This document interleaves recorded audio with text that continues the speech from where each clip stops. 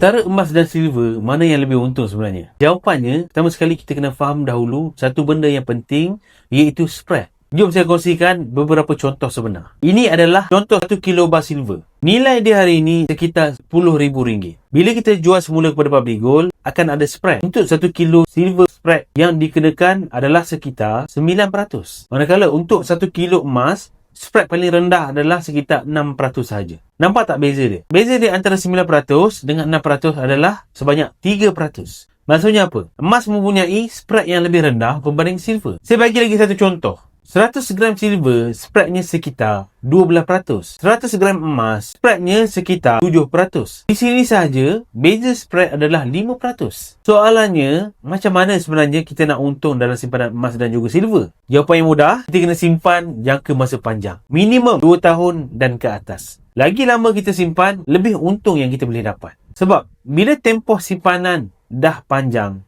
harga jual kita akan jadi lebih tinggi daripada harga waktu kita beli. Selepas tolak dengan spread yang dikenakan ke atas silver dan juga emas tersebut. Sebab itulah silver ataupun emas bukan kita beli hari ini, esok dah nak jual. Kalau tuan-puan nak belajar tentang cara simpan emas dan silver, boleh terus isi borang sign up di bawah ataupun boleh rujuk pin video saya dan saya akan bantu sebaiknya.